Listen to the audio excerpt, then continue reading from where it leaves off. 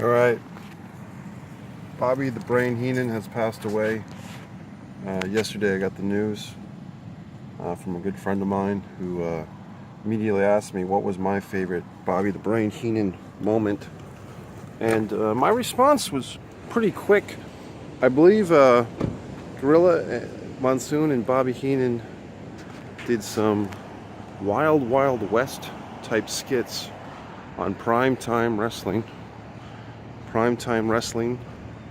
They did Wild Wild West skits. I remember Heenan in a cowboy get-up. I have an image in my mind of Bobby on a horse, or he was on a horse the wrong way. Not the camel at WrestleMania 9. I know that was another thing. One of his last WWF appearances at the time was at WrestleMania 9. Because I believe he was soon to be over at WCW. My friend Tommy really appreciated Bobby's WCW Nitro Commentary. I was not a big a fan of Heenan as a commentator in WCW. I always thought Bobby's humor was a little goofier than need be for WCW. I believe he did, Mick Foley bitched about it, that Heenan did a commentary piece where he said excentric headache number 5 when Mick Foley took a power bomb by Vader. And so yeah, I would agree. I did like Heenan as a commentator, but I think he worked much better with Gorilla Monsoon, as you see on the shirt, than he did in WCW. Much better with Gorilla in WWF as a commentator than in WCW. I just didn't think it was a good mesh as well. And some might say, my chum said, his thought was, because Heenan was so mainstream, known for his WWF antics, coming over to WCW really put some legitimacy, or helped lay the foundation for the Monday Night Wars.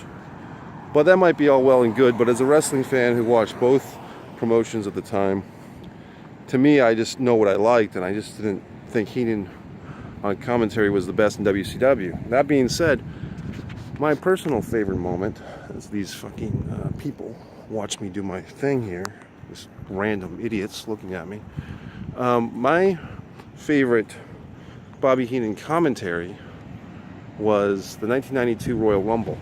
And a lot of people, rightfully so, that was definitely, in my opinion, Ric Flair's best match in WWF by far.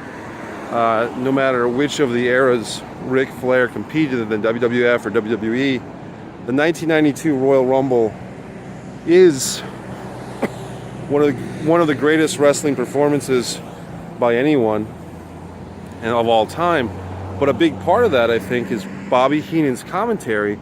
And it's funny because I couldn't remember just now exactly who Heenan had done commentary with. I was thinking it might have been Vince McMahon, but I had to go back and watch just a little clip. It was actually Gorilla. It was Gorilla Monsoon.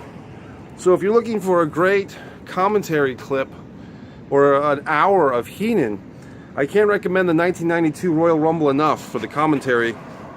It's actually Bobby the Brain Heenan, and the reason I guess I thought it was Vince, because Gorilla was just totally pushing Hogan and all the WWF guys, and still they were playing it off as though Flair was kind of this one-man invader. I mean, you talk about the NWO invading, blah, blah, blah, but Flair was really representing for a lot of fans the NWA tradition and legacy coming into the WWF in late 91, early 92. And for Heenan, who obviously had his issues with Hogan, that was a great storyline for years. And Hogan going through Big John Studd, Bundy, Andre the Giant, Hercules, Harley Race, Haku, just tons of guys that Heenan kept throwing at Hogan, and Hogan would always survive and thrive those challenges. But for Bobby Heenan to actually get the vindication, and wasn't even the official manager on record.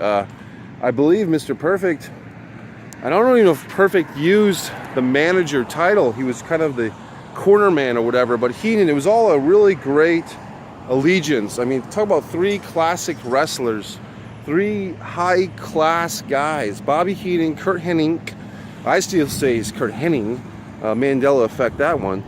And Ric Flair, Kurt Hennig, Bobby the Brain, and Ric Flair. What a trio. Beautiful. And that classic interview, I think that's the Tear in My Eye interview after the Rumble with Flair, but Heenan was right there. And Heenan's commentary point is, if you want to see classic Bobby Heenan, 1992 Royal Rumble is just beautiful. It's just a wonderful work of art. That's when Heenan, in my book, was really at his peak, when he was emotionally invested and dramatic. I mean, the comedy was always going to be there, the undercurrents of humor, be fair to Flair and everything. But when Heenan was angry and upset, the Ken Patera Debate, look that one up. If you really want some hardcore Bobby Heenan stuff, at least from the WWF, the Ken Patera Debate, and I don't know the exact details, but Ken Patera putting a belt around Heenan's neck and then throwing him. These guys are following me around. Throwing him with the belt. You got to watch that, because that was great. The earlier Heenan stuff, Heenan in these fucking assholes are following me around. Heenan in AWA, Nick Bockwinkel, the Blackjacks. Now you're digging into the 70s. Heenan as a worker, as a wrestler. I haven't seen a lot of his stuff, but I would say that Bobby the Brain, all these people, I just wish these people weren't here, but they are.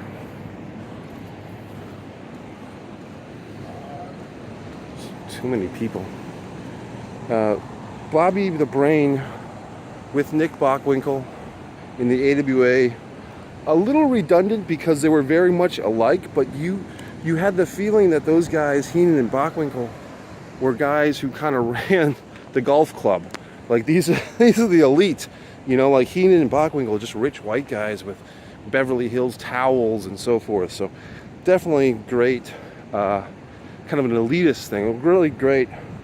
But Heenan, just a legend. And then you think about the sad times. I've been to some of these wrestling conventions for the last 4 or 5 years. Seen Bobby a couple of times, and it's been heartbreaking to see him. But you know, he didn't ask for sympathy. I mean, even with his throat cancer, I believe, really didn't look great. But Heenan was just happy to be there, and I think that was a lesson that Heenan. It would break my heart to see Bobby Heenan like that, but it didn't break his heart, because he was almost like it didn't faze him, or he didn't let on. He was happy to be there, happy with the fans. So for any fans out there who did go up to Bobby and get an autograph or shake his hand in the last couple of years when he had that severe, I believe it was throat cancer, I don't want to misspeak, but kudos to you, because I know that Heenan, Bobby the Brain, really appreciated the fans. I did read his book. He had a book, I remember 5, 6, 7 years ago, sitting there and just reading the book in one shot. Great book. Talked about his days in the AWA. He really, I believe, was devoted. I believe he had a wife and a daughter he really put over, so to speak. But Bobby the Brain, we'll miss you. I'm sure there's going to be millions of tributes. He was a guy that seemed to be fondly well-liked by everybody in the business that knew him. And as a fan, never really having spoken to the guy, but just a fan of his work. And hey, like everybody else, you have your favorite moments. And for me, it was, to recap, the Wild Wild West scenes on Primetime Wrestling, the Give and Take with Gorilla on Primetime Wrestling. Those guys really made that show something. And the Red Rooster Brooklyn Brawler, to take Steve Lombardi, who'd been a undercard job guy for years, and put a spin on him, was great. So that, the Rumble 92, coming out with Arn and Flair at Great American Bash 96, to be their, I think he called himself an agent or a representative or a coach or something. He wasn't going to use a manager term. He said he'd retired from managing. To give Paul Heyman credit, Paul Heyman says he doesn't use the term manager because Bobby the Brain Heenan was the end-all, be-all of wrestling managers. So they give Heyman credit. Guy who is just well-respected, well-loved. So Bobby the Brain, here's to you, buddy. So I just, but that's it. Feel free to, make your own comments on Bobby the Brain Heenan, memories, memoirs, thoughts. What a great talent. And guy who probably could have done anything in his life. He could have done stand-up comedy. the Bobby the Brain Heenan show on Primetime Wrestling. That could have been a real show. I mean, that could have been a breakaway thing, because he was a hell of a lot more entertaining than a lot of these fucking guys. So Bobby the Brain, here's to you, buddy.